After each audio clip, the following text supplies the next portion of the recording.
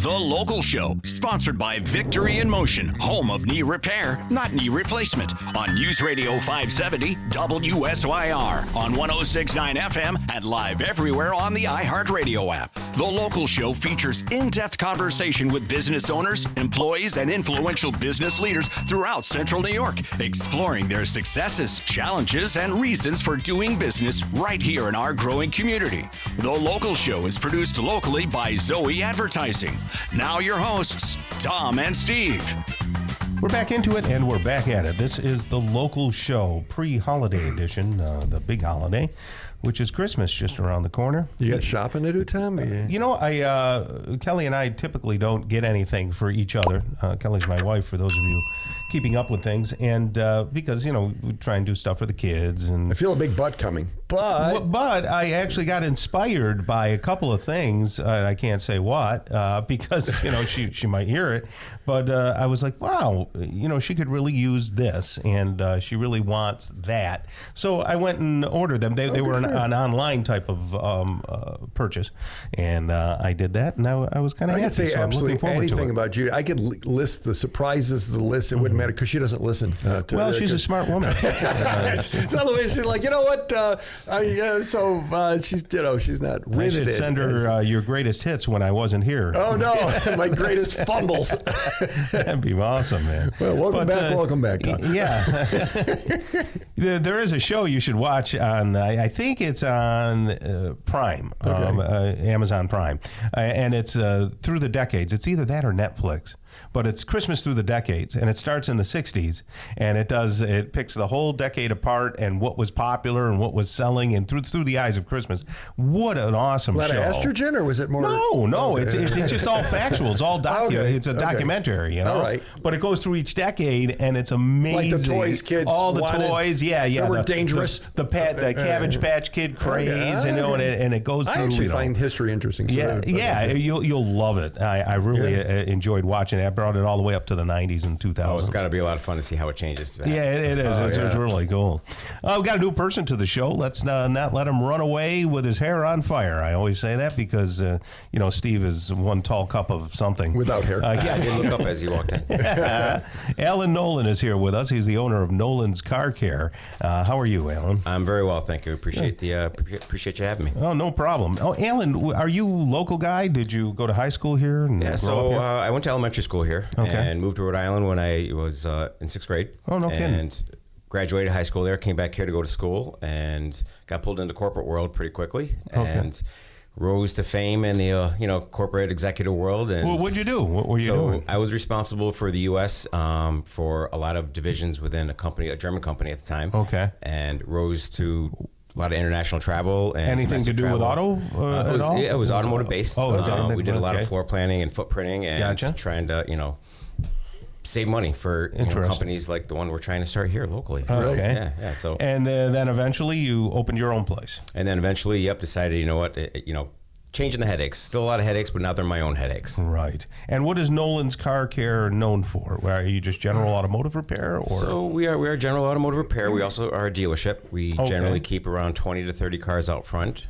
We try to stay in that sweet spot of 10 to 20K, making them affordable. And we certify every vehicle and just try to cater to as many individuals as we can across the spectrum. So you're over on Auto Row, kind of what I used to call Auto Row years ago, where all the car dealers were. Not as many there nowadays. But Genesee, kind of between Geddes and downtown, in that stretch in there. Yeah, we're right towards close to downtown there.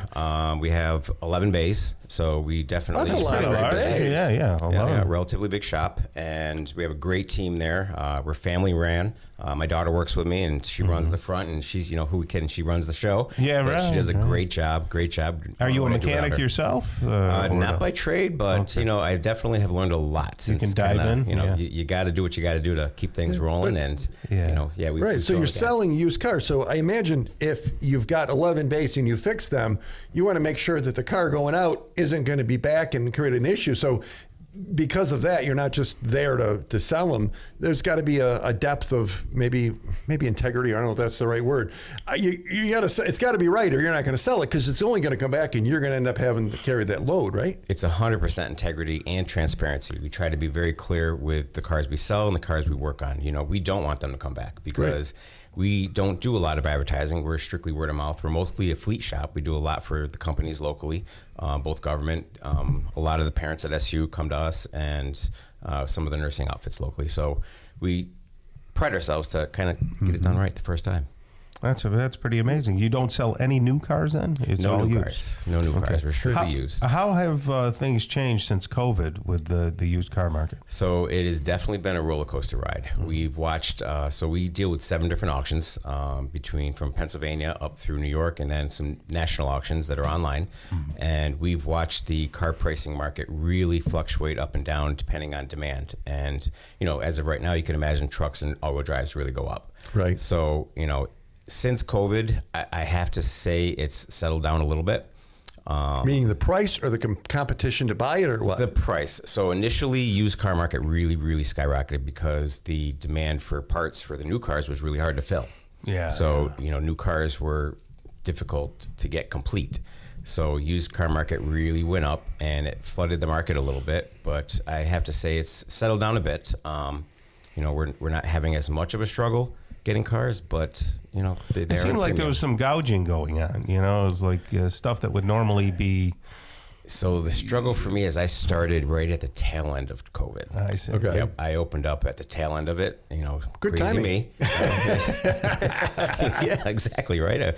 Let's do this. But we started right at the tail end of it, and hey, only could go up from there, right? Yeah. So why do people come to you versus going to the car dealer to get something fixed? I would say, one, service. We try very hard, pride ourselves to be very friendly, very service oriented, cradle to the grave. We do everything we can, and if we can't, we're very upfront about it.